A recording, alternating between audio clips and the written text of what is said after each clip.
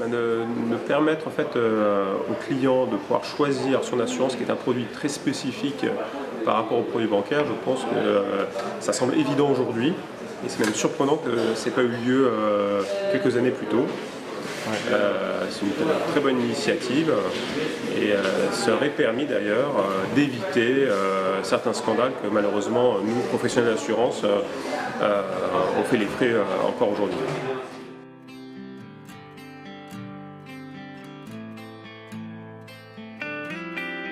Alors, dans l'assurance, c'est assez amusant parce que quand on regarde, on met en perspective, on s'aperçoit que les évolutions se font par étapes. Et effectivement, la loi Lagarde était une première étape nécessaire. Et on s'aperçoit qu'en fait, aujourd'hui, il y a encore très peu d'emprunteurs qui sont au courant qu'ils peuvent faire des économies très importantes en profitant de la délégation d'assurance.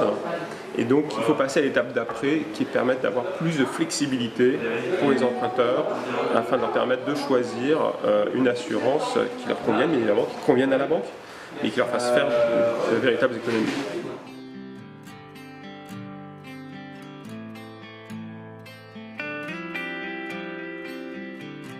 Alors c'est la loi Hamon dans tout son package, en particulier sur la loi emprunteur, est très clairement du côté des consommateurs, car le constat de base qui est en faisant jouer de la concurrence, eh bien, on permet aux consommateurs de choisir un meilleur produit, un meilleur tarif, est forcément bénéfique.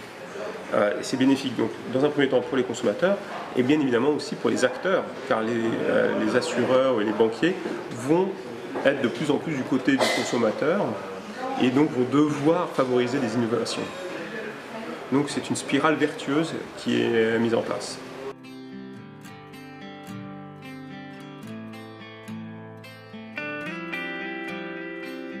Alors c'est différent, parce que pour les assurances, pour les assureurs ça va être très clairement une opportunité effectivement de distribuer leurs produits.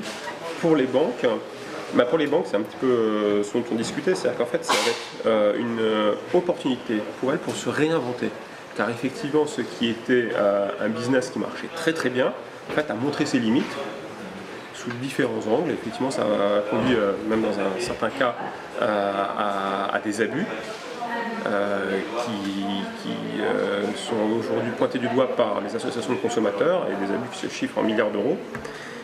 Et donc les banques vont devoir se réinventer, et c'est ce qu'elles ont déjà commencé à faire, en faisant preuve d'innovation du côté du service client.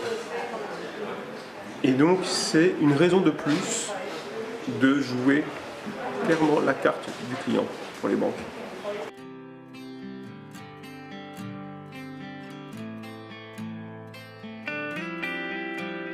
Aujourd'hui, le cadre réglementaire qui va évoluer effectivement dans les prochaines semaines pour l'assurance emprunteur et dans les prochains mois pour d'autres types d'assurance fait que le Français ne peut pas changer d'assurance comme il le souhaite ou quand il le souhaite, comme cela se pratique dans d'autres pays. Ce cadre va évoluer et donc effectivement le rapport des Français à l'assurance va évoluer aussi.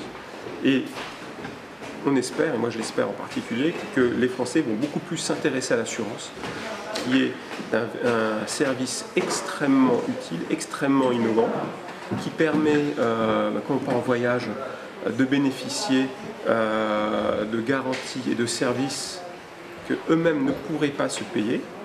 Un exemple typique de l'assurance, c'est vous partez par exemple en séjour à l'étranger, on va dire aux États-Unis, vous attrapez une insolation en visitant le Grand Canyon, eh bien le consommateur ne sait pas, mais ça va lui coûter 50 000 € s'il n'a pas pris d'assurance voyage. Alors qu'avec une assurance voyage, l'assureur lui a un pouvoir de négociation et ça va coûter à l'assureur beaucoup moins que 50 000 €, c'est de l'ordre de 1 pour 3, donc c'est de l'ordre de 15 à 20 000 €, maximum 20 000 €. Et donc en s'assurant, le consommateur bénéficie en fait de ce pouvoir d'achat que lui apporte l'assureur.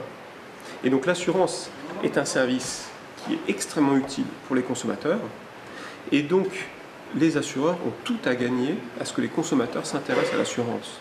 Et donc en permettant aux consommateurs de pouvoir résilier ou de pouvoir souscrire 2 fois en résiliant son contrat d'assurance emprunteur, on va permettre effectivement d'éduquer le consommateur sur ce service qui est extrêmement utile pour les consommateurs.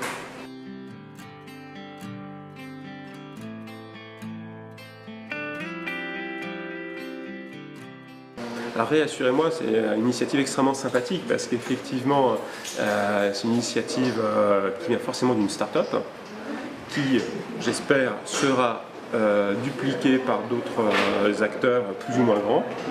Et effectivement, c'est un savoir-faire qui n'est pas uniquement de tirer parti ou de jouer sur un changement réglementaire, mais c'est de l'amplifier et de le mettre au service du consommateur. Et donc c'est un savoir-faire commercial, c'est un savoir-faire technique, c'est un savoir-faire légal. Et j'espère que cette initiative conduira à trouver son marché vers plus de consommateurs.